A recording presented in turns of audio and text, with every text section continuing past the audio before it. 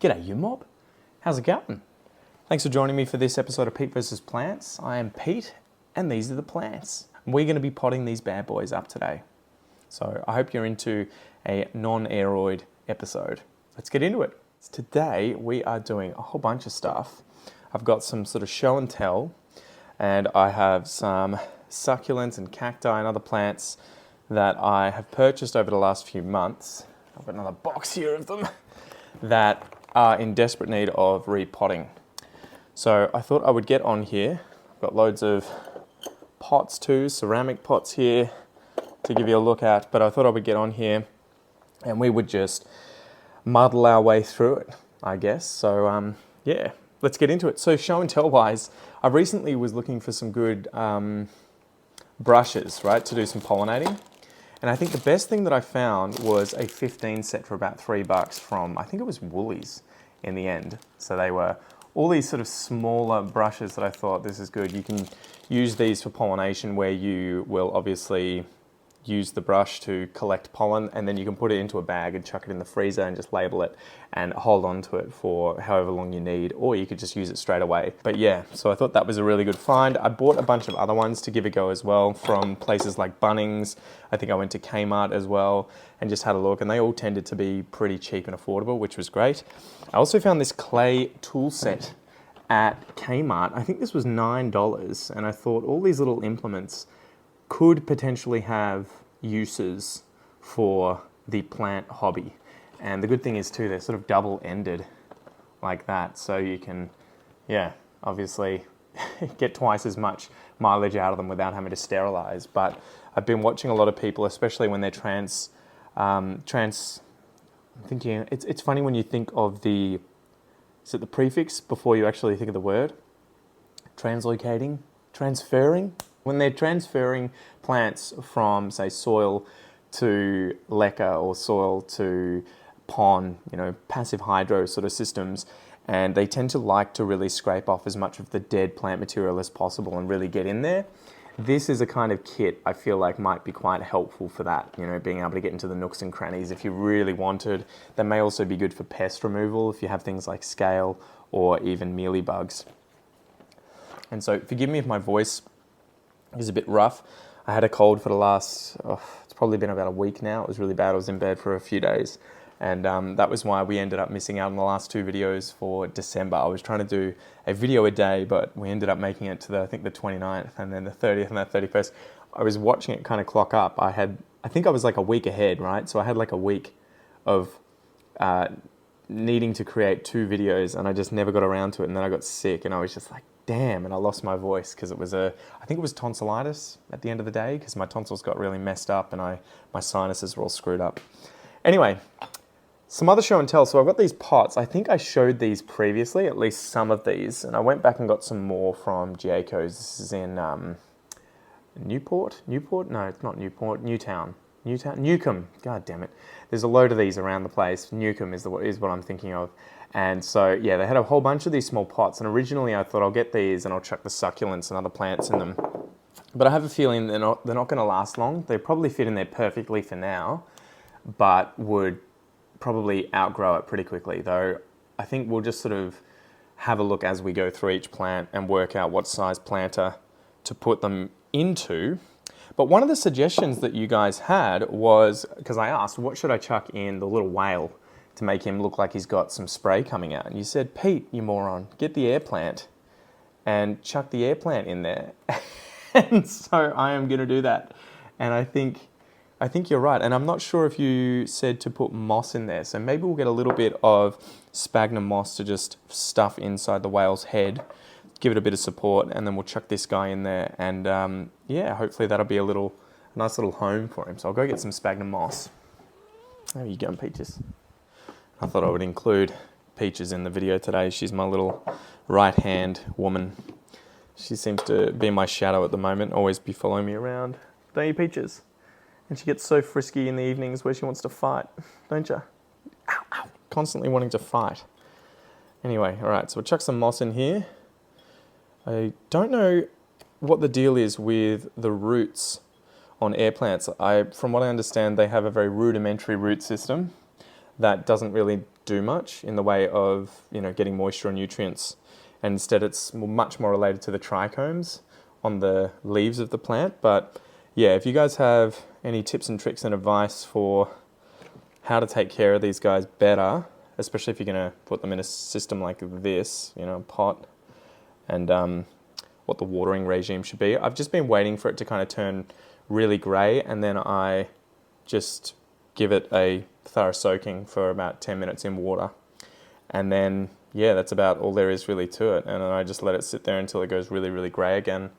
But I think that was a really good idea. Sorry, I've forgotten the name of the person who left that comment, but thank you.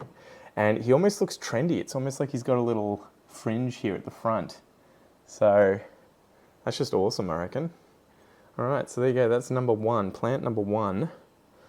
And he's a bit boggly, but I think it'll be all right once he's set in place. All right, there we go. He was just sitting in that the little bucket previously.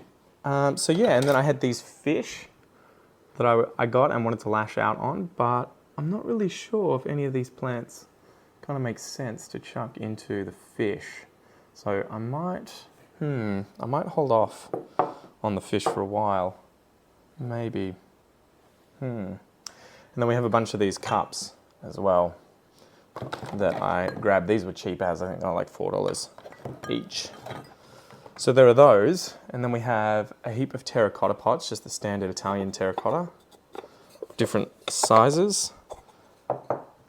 I've got my large one here from the Gloriosum, Philodendron Gloriosum video, and I had 2 plants in here, I'll link it above, but they outgrew it rapidly, and we ended up propagating those. But I thought the reason I wanted to keep this pot, well, obviously because it would come in handy in the future, but I was thinking about some of these nice cacti or Euphorbia that send out pups and end up making these kind of circular little colonies, and really wanting to get one, plonk it in the middle here, and then just letting it kind of go dut, dut, dut, dut, dut, dut. So there is one here that I purchased, one Euphorbia that I think we will just put in the center here, and I'll just fill it with cactus mix, and I'll just have to make sure it doesn't get overly watered, or if it's outside it doesn't get too much rain on it. All right, well I guess we'll start with this one, seeing as it's right in front of me. And hopefully I have enough cactus mix. And you guys will have to give me some advice on my mix for some of these plants, because I'm going in blind. So it would be like someone starting with aeroids and just being like, I've just gone and purchased an aeroid mix, and that's what I'm using for all of them, right? I don't know what I'm doing apart from don't overwater them, you know, don't water them too much. So this is Euphorbia pulvinata. Pulvinata, absolutely beautiful. These are all really affordable. I got them from Bunnings. This one was $10, but you can see it's already shooting out pups. These tiny ones weren't actually there when I first got it. So I have a feeling this is going to be a vicious, voracious grower and is going to fill out this pot really quickly. So I think I have 2 Euphorbias. There's another one in here that we'll get to later that's similar to this one and behaves in a similar sort of way, where it sends out pups and it can grow into this really large kind of, what would you say, like a semi-sphere, where it's like this dome over the top of the ground.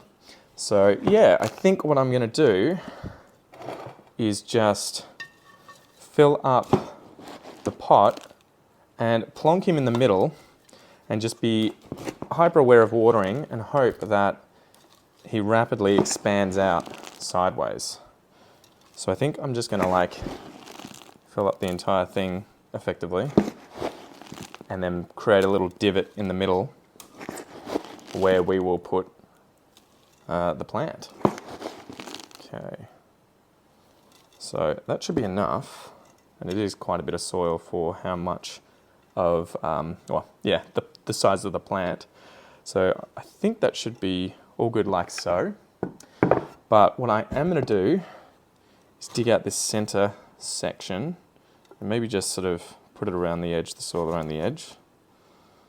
Yeah, we'll put a bit back in. And the cool thing about these that split out like this, that send out all these pups, is I imagine that's a very good way of propagating them really easily. So this is the kind of plant that you could buy and then propagate rapidly and turn into presents for other people. Yeah, there we go. So he was bone dry. Oof. Look at that. It's always amazing to me how fine the root systems are of a lot of succulent plants and cacti.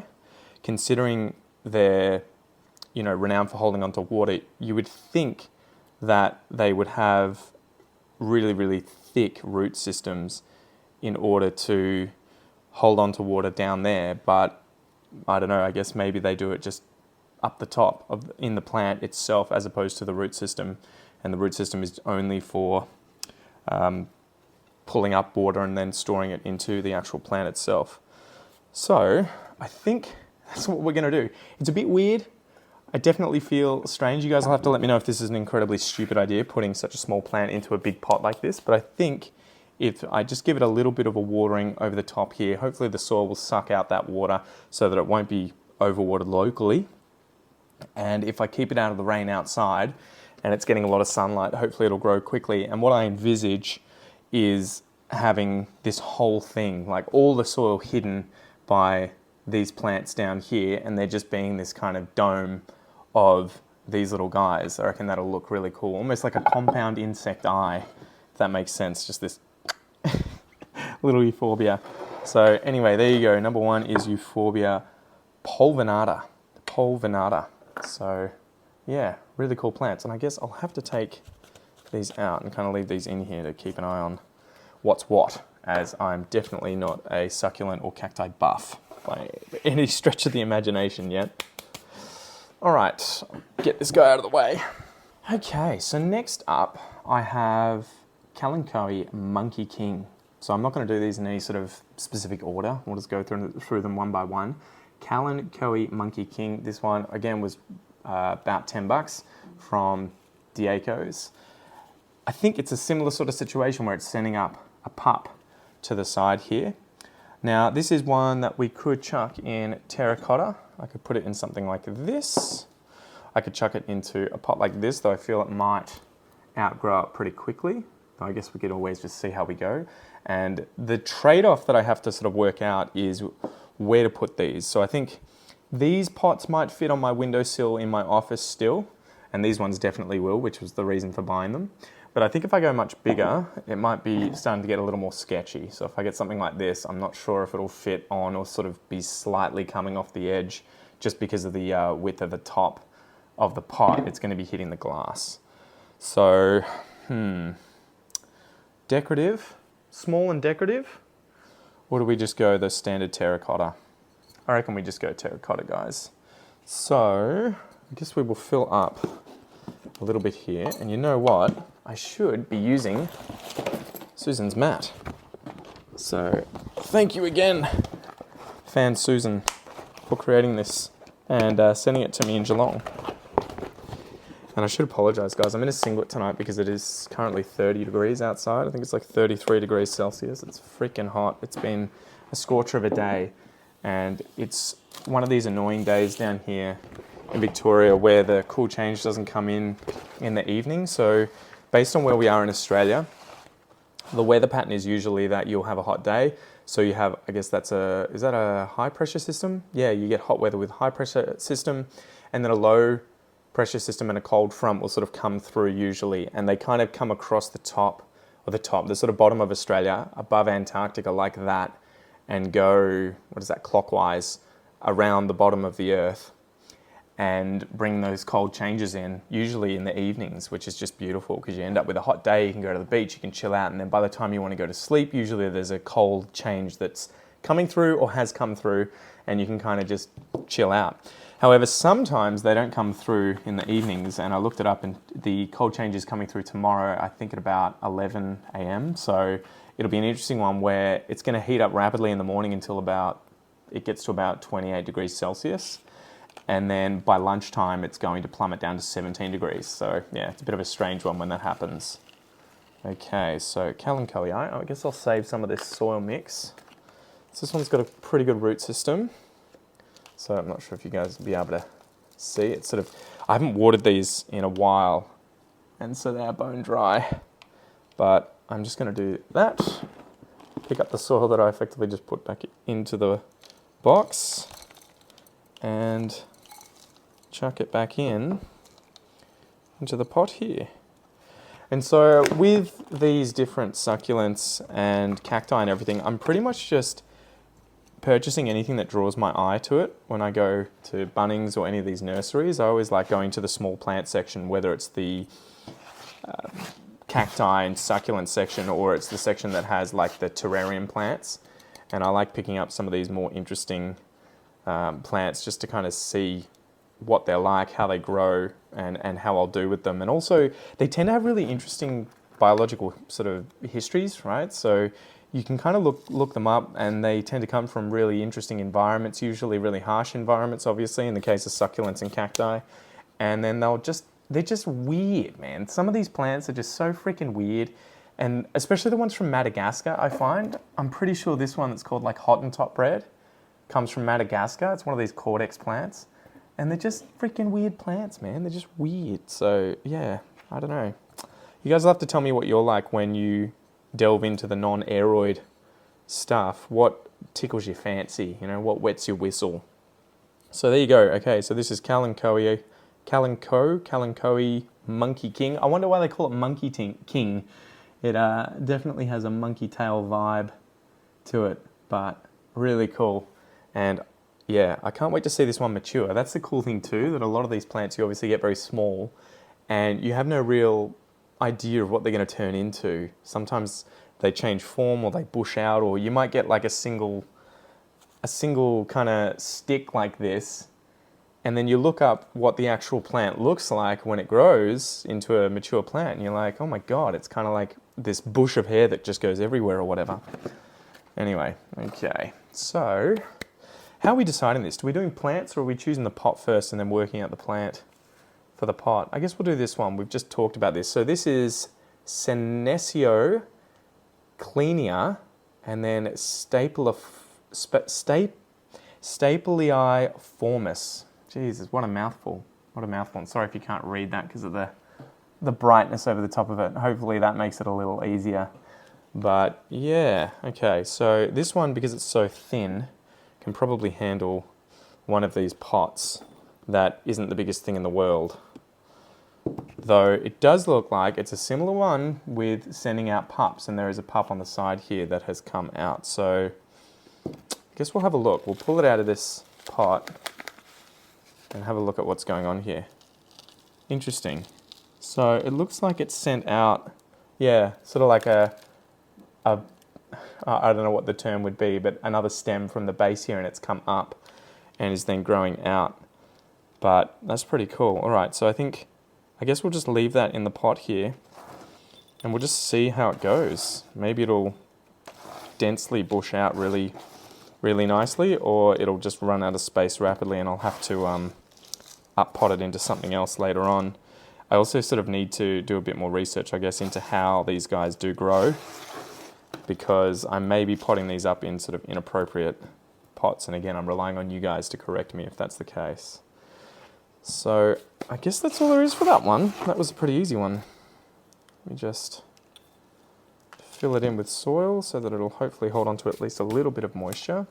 And this was Senecio, Kleinia, Stapleiformis. There you go. So I guess I will shove this in the back for now, just so that I remember what this little dude is.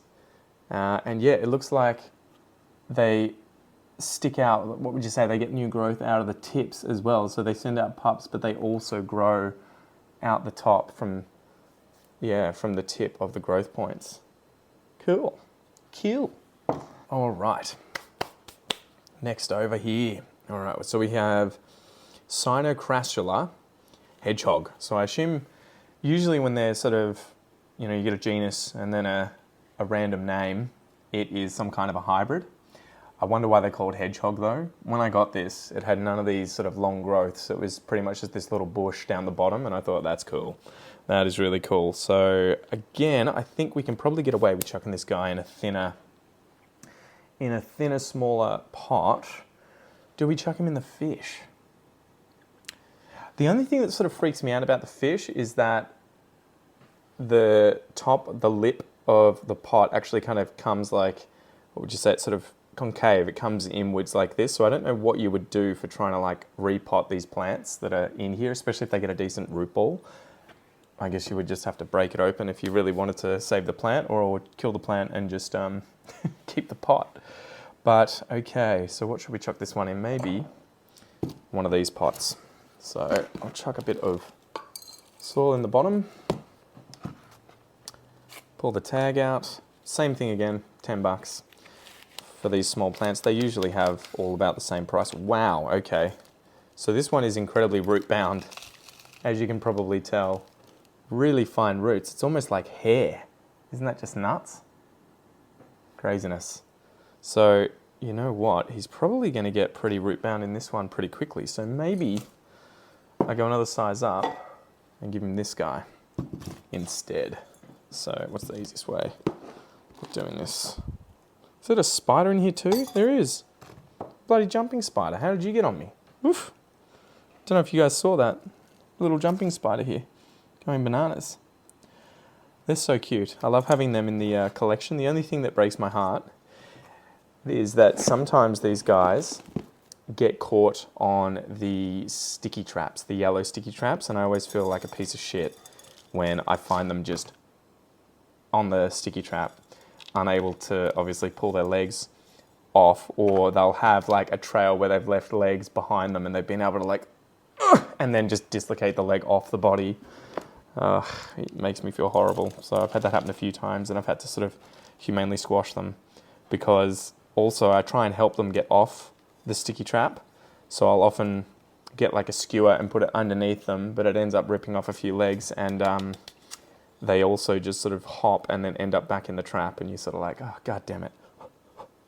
So yeah, forgive me spiders, but I love having those guys in the collection because I know they're kind of taking out anything they can get their little jaws on, their fangs on. All right, so there you go. That one was Sinocrassula. So I guess it's related to the Crassula. I don't think they're cacti, right? They are succulents.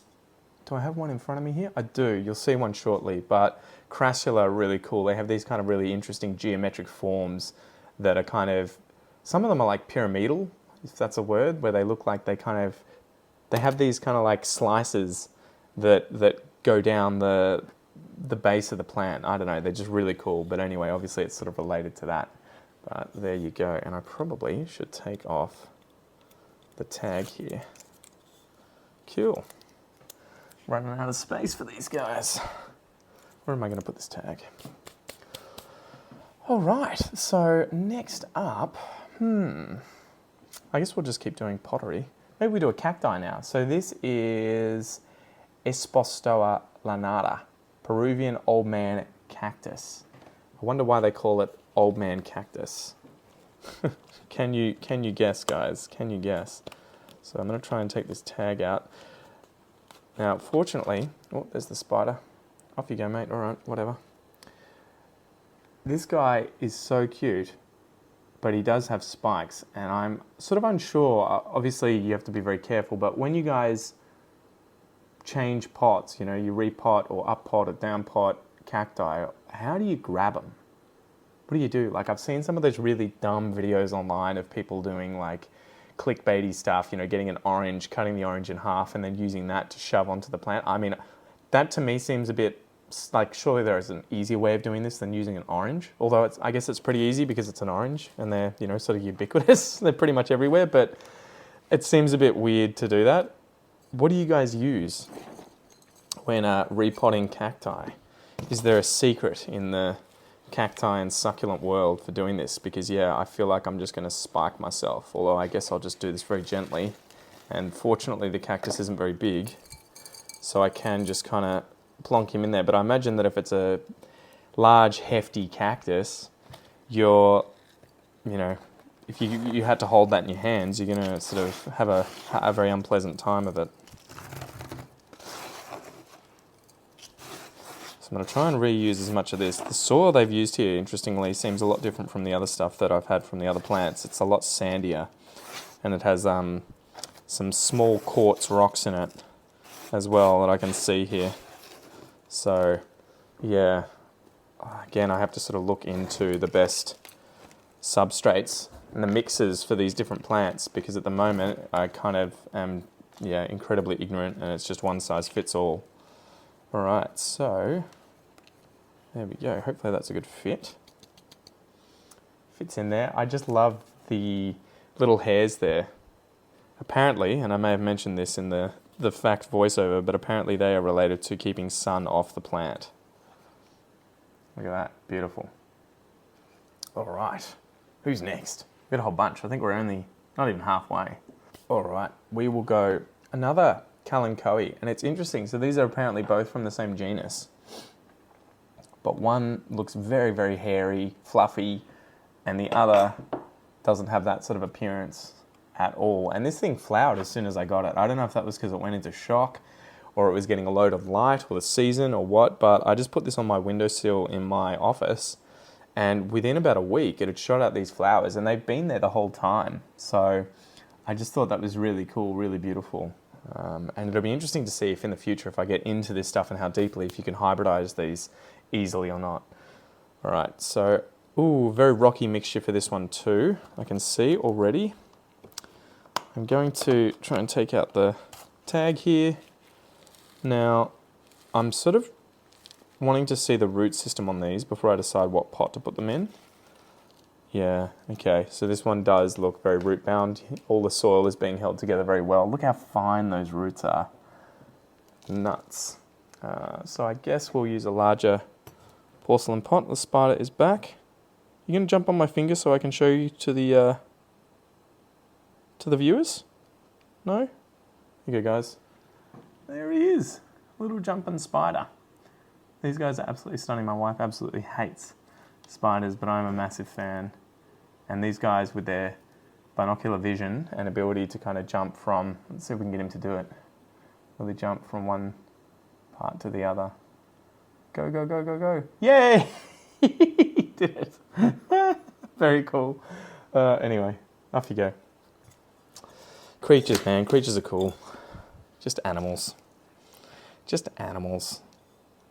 It is one of those things. Every time I turn around and I've got Peaches here, I'm always like, I've got a little land mammal, terrestrial land mammal, and a predator, a nocturnal diurnal predator in my house, just chilling out, part of the family. And not only that, one that was domesticated over the last 10,000 years by humans and may have domesticated itself, hunting mice and rodents around agricultural societies. So as we started to farm and grow grain, the grain attracted pests like mice and rats, which attracted these guys, and the nicest ones ended up hanging around and benefiting from that and domesticating themselves. So cats are freaking cool, guys. I don't know, you don't have to be a cat person, but to just really like them. The other crazy thing about them is they have an insane reaction time. So their reflex time, I think a human's is like 0.29 of a second out. Like if you were to hit my hand and say move it when I hit it or when I touch it, if I were to move really as quickly as I could, it's about 0.29 of a second, right? Whereas cats' nervous systems work much more differently from that. So if I put my hand in here, if she was actually going at it and really hitting me, I almost have zero chance of being able to move my hand away before she grabs me. But she's obviously being nice today, or at least giving me a chance. It's a bit dirty, sorry about that, too much soil on it. Anyway, I love that. You know, the standard house cat has an insane history behind it that most of us just take for granted and never really think of, but, you know, they're just really wicked animals. But they would totally kill you and eat you if they were your size or bigger. That's the thing it's sad, you know. You sort of love these animals and you're like, mate, if you died in the house, they're going to eat you. All right. So there we go, Kalanchoe. Oh, and this one is Blossfeldiana. Blossfeldiana. So very cool. Running out of space. Time for a Peperomia. So this is Peperomia columella. Columella. I don't know where the stress is on that, but this was a very cool one that I saw. It had this incredible kind of, I don't know, the leaf shape was very, very strange for me. seeing that and being like, what, that's a Peperomia? Are you serious?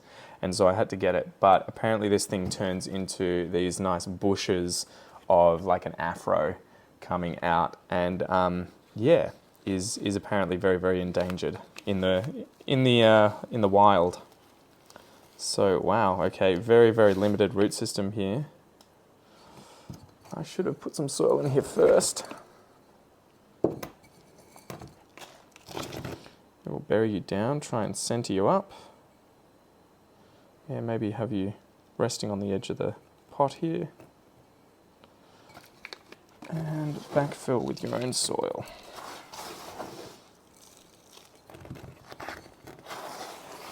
And it looks like a similar sort of thing where it's sending out all these pups from the base.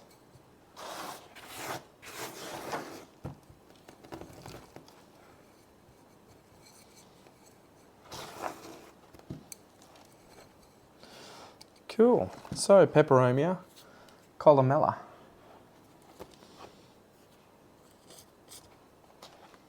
There we go. Beautiful.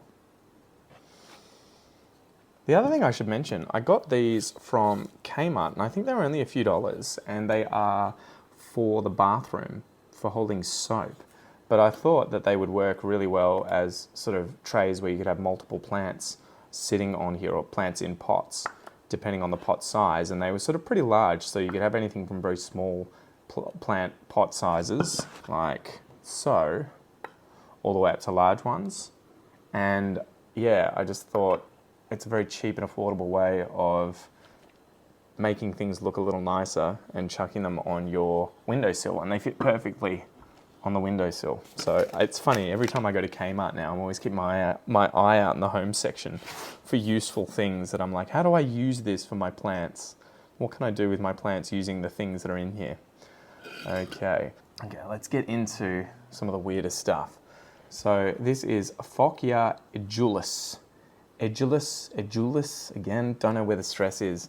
This is the problem with the English language. We need to use what they use in the IPA. So I teach Australian English, and I know a bit about how to transcribe words phonetically using the International Phonetic Alphabet. And what they use is effectively commas and apostrophes, the equivalent of, right? A lowercase sort of dash and a higher uppercase sort of dash to mark secondary and primary stress in words. So if I were to say the word, I don't know, introduction, in has the secondary stress, so the lower stress in the word, and duck has the really heavy primary stress. So introduction, and the other syllables in there, there's two other syllables in there, they are reduced. They get the schwa vowel sound, introduction. So it's this vowel sound, introduction. And so when transcribing these words phonetically using the IPA, it's easy. You can just see how the word is written and effectively know the pronunciation of the word. But yeah, I really like the way that they use those to show emphasis, and it would be great if the English language had that too, where you could just put an accent or something over the top of the syllable or the letter at the front of the syllable that shows that it had stress. It would make life so much easier, especially for teaching the English language. The schwa just makes it such a nightmare for English learners. You'll have people mispronouncing longer words in particular and putting the stress in weird places at times. And there are some really cool word pairs where the stress changes the meaning of the word. A good example would be like content, noun. So I've got some content that I'm putting on YouTube, whereas content would be the adjective saying that you're very happy, right? I'm very content. I'm content with the content that I've put on YouTube. But we've just switched the stress and where the schwa is, right? The reduced syllable and where the stress is. Content, first syllable is stress, second one is the schwa sound, content. Actually, it's not, it's ent, but the first syllable is the stress, content. And then content, first syllable is the schwa, unstressed, and then the next syllable, tent, is the stressed one. So yeah, would make English a lot easier, especially with these species names, I tell you what. I remember doing that with science when I was a scientist studying evolutionary biology and native Australian rats. So many of the times that we learnt species, you would be thinking, I've nailed it. That's how it's pronounced. That's definitely how it's pronounced. And then you go to a conference or something and you'd be talking about this species that's one of your study species, and these people from other institutions would be pronouncing it completely differently, and you'd just be like, well, which one of us is correct? Like, do we just look for the oldest, crustiest white man in the room and just believe whatever he says? I remember one example was the broad-toothed rat in Australia, which is this cute vegetarian rat that only eats a certain type of grass up in the highlands of Victoria and Tasmania. It's like Australia's answer to a guinea pig, and it has like green poo that it uses to kind of mark its territory. But this thing is Mastocomes was the way they used to pronounce it, and I'd say Mastacomes. Oh, it's Mastacomes. That was the genus name, right? Mastacomes. And I remember going and talking about it with one of these crusty old scientists who'd been studying it for their entire life, and they were like, Mastacomes? What's Mastacomes? I don't know Mastacomes. And then they would have the, oh, you mean Mastocomes? It's like, Jesus, man, come on. How could you not work out what I was talking about? No, Mastacomes. No, it's Mastocomes. Yes. All right, so there you go.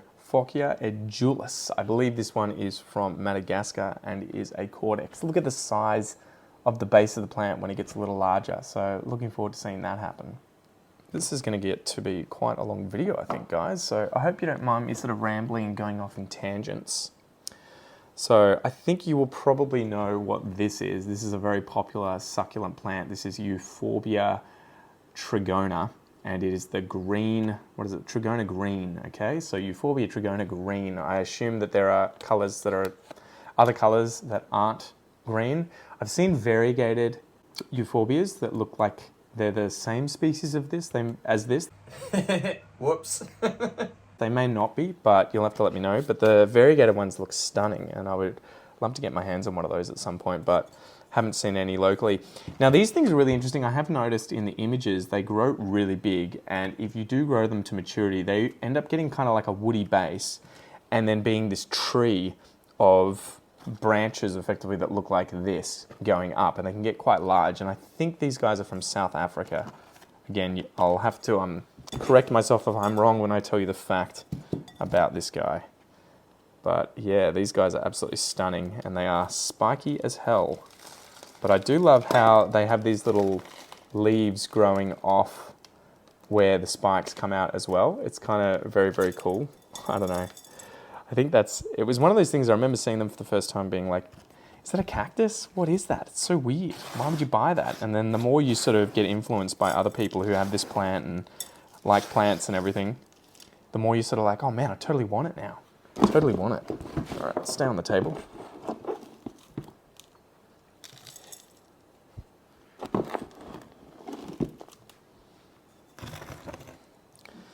Okay, center him up. Buried a little bit of the base, but hopefully that isn't too much of a problem. But yeah, I have seen that these guys can get quite large, so that's why I've decided to pot it up in this pot here. And it is kind of cool. It is green, but it has this kind of like lighter colored line up the middle of the, I assume it's a stem. Again, I don't know my morphology for these guys, so I'm a total noob. I'm sorry if I'm making a fool of myself. But yeah, they are very, very cool plants, and I hope this one sizes up quickly. I think I did notice it actually growing quite fast, just having it in that small pot, which is why I've noticed some of these have actually started growing quite quickly, so I'm like, oh shit, I need to pot them up. They've been sitting in a box for too long. Got distracted over Christmas. All right, we just did a euphorbia, right? This is another euphorbia, and this is polygona. Euphorbia polygona. So this is similar to the one that I did earlier. I think it was pulvinata, that shoots out pups, although this one doesn't look like it shot any out, though you can see it on the image that they have here at the back. If I can pull it out without damaging the plant. And so it's a similar, you can see the spider crawling across the top of the chair in the background. It's a similar plant that is going to create a dome. So I think for this one, I'm not sure, maybe I chuck it in a larger planter to begin with, something like this, and we'll just see how it goes. because I don't have any other dish planters like that previous one. And I was thinking, do I plant up multiple things in the one dish? But I feel like it's going to end up making it kind of ugly and they won't end up like pure spheres, if that makes sense. They'll kind of spheres, not spheres, you know what I mean, circles or hemispheres, where they're going to sort of blend into one another and become a pain in the ass to pull apart and not look as good. So that was the reasoning for not chucking multiple ones in.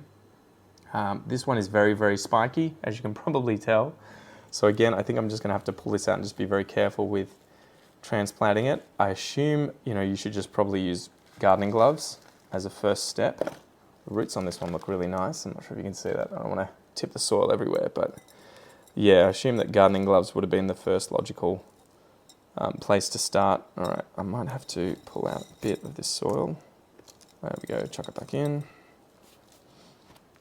I wonder if we're going to have enough of this succulent soil, hopefully. There we go.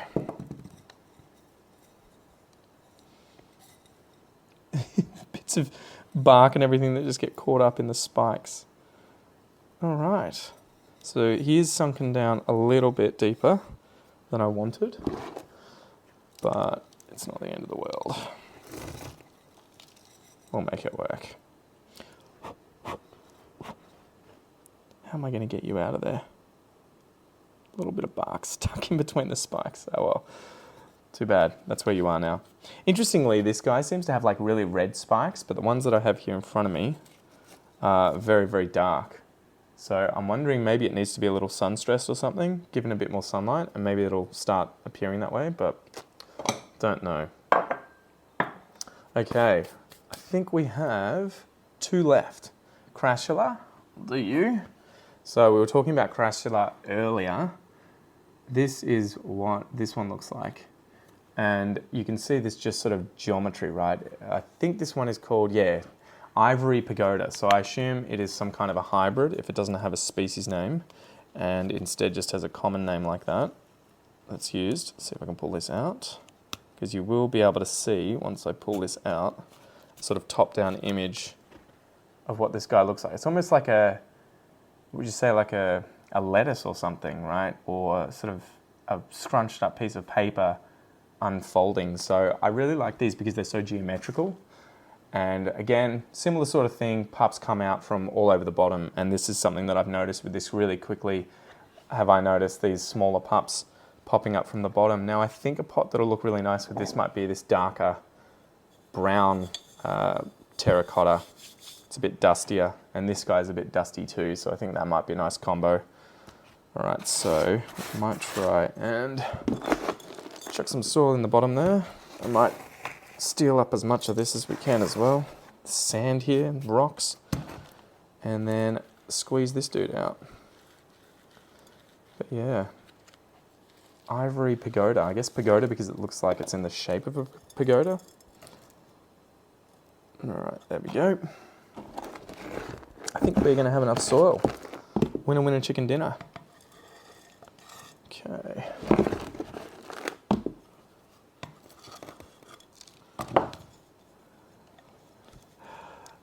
All right. Looks good. I'm looking forward to this one really bushing out. I think it's going to be really nice. So maybe a little bit more around the back and the sides. Boom. I don't know where I'm going to put all these guys. I'll have to make a space outside for them. There we go. Yeah, I think that'll be nice once it starts getting quite large. Large and in charge. So the last one is another one of these weirdos that I think is a cortex plant that comes from Madagascar. And I have another one of these bloody spiders. They're just living in here, huh? This is not the same one. You going to jump off? Come on. See if he jumps. Go, go, go. Jumps down. Geronimo! It's really funny too. They leave like a strand of web behind them so that when they jump like that, you'll see there, they can just go sort of Geronimo and then change their mind and be like, no, I'm going back up. Screw that. Oh, there he goes. And now he's in the Medusa Tillandsia, yeah. Anyway, so this one is Pachypodium horrombense, or Horrombense. So again, just got this because it looks freaking cool. Like, I feel like this one needs a nickname like Prickly Boy. Looks like a bit of a fatty with prickles, right? Little chubba. And I love too the fact that it looked like, if I can pull this dead leaf out of the way, it looks like it's just going like this, like it's zenning out. It's just going, all these claws. So yeah, had to grab this guy. All right, what are we going to chuck him in? I think we are all out of the smaller pots. I don't want to do the fish, and I think the other ones might be too small. So I'm just gonna grab him without sparking myself. Oh man, nice! Look at that. Yeah. So again, because those roots are so large, I think I'm gonna chuck him into a larger pot like this, and he'll have plenty of space to grow into for the rest of summer. And I lied. We do actually have one last plant. This one. It's actually 3 in 1. Sort of not sure what I'm going to do with it. We'll work it out. Okay. So I probably should have broken these sort of root balls up, but I'm sort of not, again, I'm a total noob when it comes to these plants, so I don't know what they like and what they don't like. And I don't want to do them any damage. All right. In you go. And yeah, please let me know if you guys have any of these plants and what it's been like keeping them in your conditions. You know, what have they liked, what have they not liked, what have they responded to, and any cool facts or things about the plant that you've noticed, right? So I'd definitely love to hear from you. Leave a comment below. All right, boom. Okay, so there you go. Easy peasy. The only thing about this that I'm sort of worried about is I keep noticing these leaves browning off. I'm not sure if that's like a natural part of the plant or if I've just underwatered it and it needs more water. But yeah, it did make me a bit nervous when I saw that. So I'll have to give all these guys an initial water and then just leave them be. And the next one here, I got it yesterday actually. I think it was yesterday. It could have been yesterday or the day before. It's funny too. I have a feeling this isn't a cactus, but it's just cactus assorted. Like cactus there. And it's cactus assorted from Bunnings, and I'm like, look at it though. Is it a cactus? This looks like it's similar to sort of a Euphorbia. And I was thinking I'll just use my app on my phone to tell you what the plant is, but I don't know what this plant is. I will know by the time I've edited this video, so hopefully I'll be telling you on screen and I'll be able to give you a nice fact about it. Just to change it up, I reckon we chuck it into this pot. And yeah, this is the one that I've been least looking forward to unpotting. The weird thing is, like, the mix that they've used in here, it almost looks like elephant dung or something. Like, it's just awful. What have you done? What have you used? It feels like it's hair and something. Anyway, so yeah, this one just caught my eye as I was leaving Bunnings the other day and I was like, that's cool. I think I'm gonna have to grab that. So I'm going to try and get it out without damaging it too much. I don't know if this is a single plant or if it's been 3 that have been potted up together. I don't really want to damage these little spines, but they aren't the spikiest things in the world. And yeah, I don't know if this is just peat moss or something. It does look like, yeah, I think that's what it is. It's just gross. Why would you use that for a succulent or a cactus, as you say? I mean, I can see that they've grown, you know, so it's obviously done the trick, but it just seems like a weird substrate choice, right? Okay, so here's the big question. Are these all the same plant? And it does look like they have been potted quite deep in the substrate. Oof, I really don't want to break these guys up and damage them too much, so I might lie them down. And then try and pull away more of this substrate. But yeah, really, really yucky, gross. Why would you use this substrate? Okay, so it looks like they're actually separate plants. There you go. That's one. That's pretty cool. All right, so gently put him down. Yeah, okay, so they're all separate. They were just sort of entangled with their roots. So I think I'm going to try and remove as much of this as I can without doing too much damage to the roots. And this is pretty dry, so I'm sort of worried that the roots are going to fall off if I do too much poking around. Oh wow, this one was actually potted up with its spikes below the surface. Interesting. Oof, don't do that. Alright, I think I'm just going to leave it like that, like so, without doing too much more, because I feel like it's just going to fall apart. But it is definitely an interesting choice of substrate. It feels like fir, peat moss, I don't know, very weird. So I don't know if I'm going to have enough soil here. I might be in a bind, guys. Might have to use some aeroid mix. That'll be funny. Okay, so I guess what I'll have to do, because these do all seem to sort of curve, is place them all kind of leaning up against the sides. This is going to be interesting. Maybe I'll do him afterwards. This one doesn't curve, but I don't know how deep to put him. Maybe I stick him in the center or up against the side. Man, this is tough. What am I going to do with you, mate? Alright, maybe I'll put you this way. Okay. There we go. How do I have you stand up like that? I will put... Oof. Jesus, these guys are unpleasant. Spiky little things. Put you on this side. And I will put this one towards the middle. Get your root in there. Alright. This is interesting.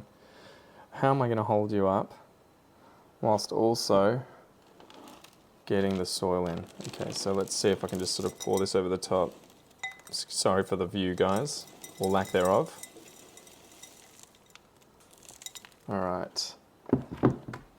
So that sort of worked. I'm going to need some more soil.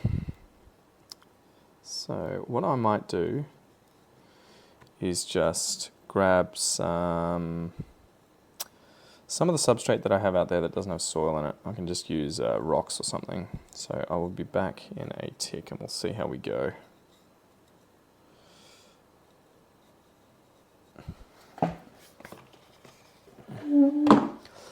I'm just going to be lazy and use some of my aeroid mix because it is ultra chunky, so I imagine it's going to be fine. It's just going to look a little strange on the surface here. And I'll probably come back at a later date and be like, what the hell did I decide to put this guy in?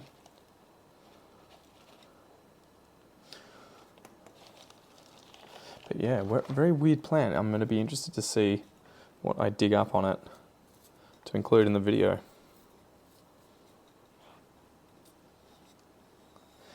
And I will have to chuck a little label in just to remind myself to label the guy, because, yeah, don't know what it is. Alright, take the moss out.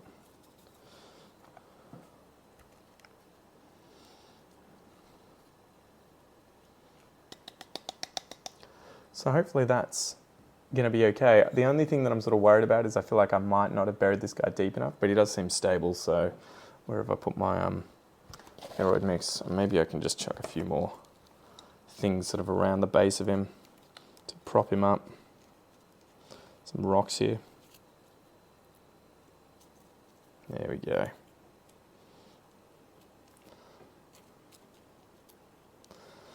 What am I doing? Put that in there. Alright, so that's it for this video, guys. Thank you for joining me. Go check out this one, and I will see you next time.